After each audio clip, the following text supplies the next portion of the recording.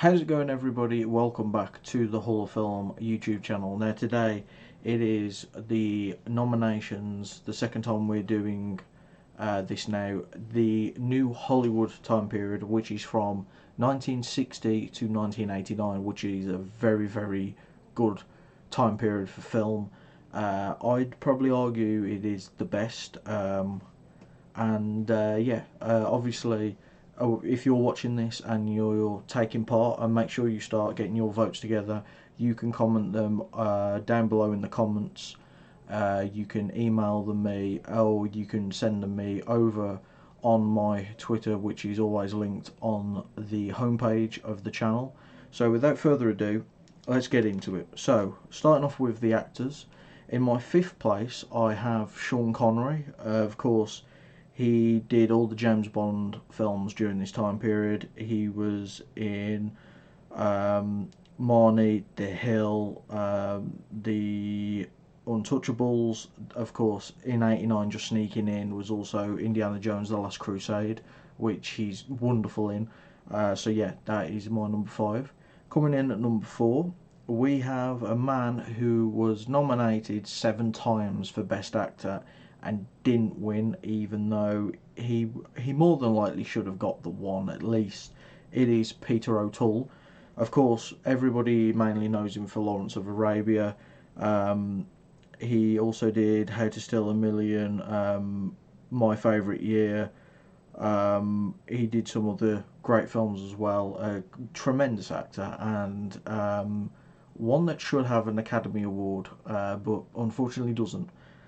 Coming in at number three, we have Sidney Poitier, of course, the first black man to get an Oscar nomination. He also did In the Heat of the Night, Guess Who's Coming to Dinner, the Defiant Ones, Lilies of the Field. Just a tremendous actor, and he really broke barriers and gave credit to black actors, and he's an icon for that reason and a tremendous actor. Coming in at my number two, we've got Robert Duvall, of course, Godfather 1 and 2, Network, Apocalypse Now, True Confession. I mean, he went on a run in the 70s and it was incredible, and he's a tremendous actor. And then coming in at number one for me, I've got Michael Caine. Of course, Alfie, Zulu, Italian Job, The Man Who Would Be King, Hannah and her Sisters, Sleuth, Get Carter, and then obviously into the modern time period, done some great roles. And I really do think that he's an underrated actor, because that run he went on this time period was really good. Moving over to the actresses, my number fifth, I have Ellen Burstyn. Of course, she did The Last Picture Show, The Exorcist, Alice Doesn't Live Here Anymore. She's just a great actress.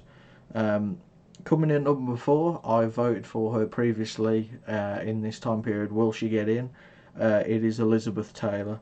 Of course, Who's Afraid of Virginia Woolf, Butterfield, Cleopatra, Suddenly Last Summer, The Taming of the Shrew.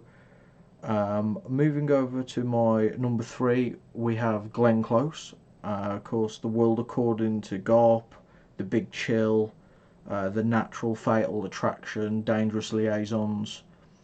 Moving over to number two, I vote for Mia Farrow. Of course, Rosemary's Baby, Hannah and her Sisters as well. Worked with Woody Allen, who's obviously problematic to say the least, but a great director, and Mia Farrow just worked perfectly in his world and vision that he always crafted in his films. And then my number one, I believe she was my number one the last time, or she was certainly top three. It is Liv Ullmann, of course, Persona, Shame, um, Cries and Whispers, Scenes from a Marriage. Always worked with Ingmar Bergman, and again, a great actor-director relationship. Moving over to my directors, in fifth I've got Peter Bogdanovich. Of course, directed The Last Picture Show, which I mentioned just. Paper Moon, and some other great films. And I thought he was just a really good, high quality director. Then in fourth, if you know me, I love westerns, and Sergio Leone is he's the only guy for me. Of course, all of his films took place in this time period. The Dollars trilogy and the Once Upon a Time trilogy, quality films. If you've somehow not seen them, go and treat yourself and watch a Sergio Leone western.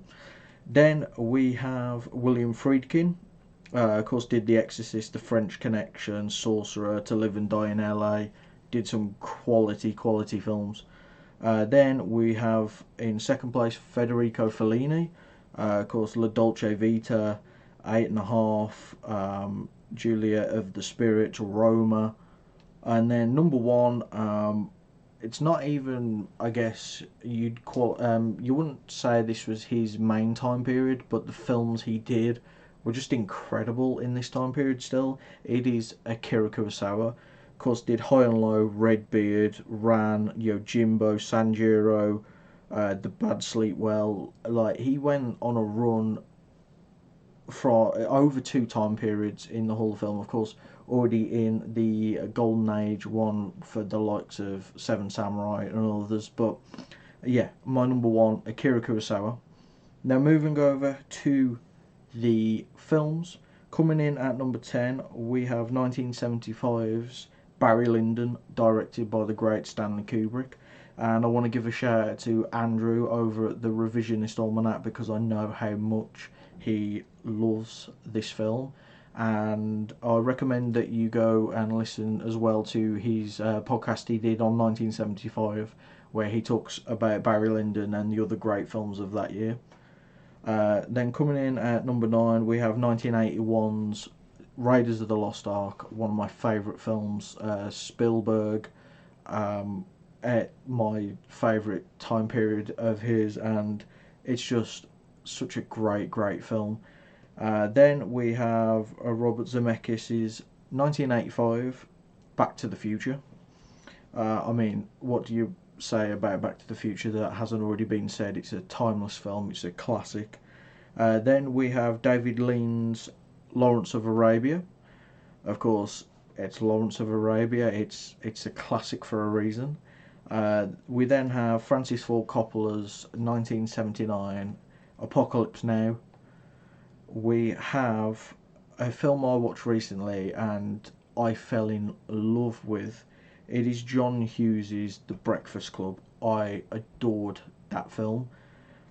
We then have Milos Forman's, also 1975. Again, go listen to Andrew's podcast if you haven't already. One Flew Over the Cuckoo's Nest. And then the top three for me were pretty easy. We then have Martin Scorsese's Taxi Driver, also from 1975. Sorry, this was from 76.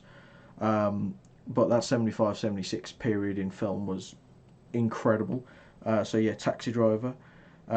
Coming in at number 2, again, if you know me, you know I love this film. It is haunting. It is Elem Kilmov's Come and See.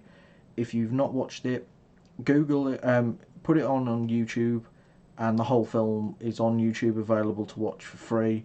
I'd say watch it when you're in a good mood, because that is a haunting film. And then number 1, I put it high up last time. It is Over My Shoulder. It is Sergio Leone's The Good, the Bad and the Ugly. A absolute perfect film in my opinion, and one of my all-time favourites. So yeah, that was my nominations for the new Hollywood time period. Be sure to let me know your nominations, and yeah, as always, I will see you all in the next video.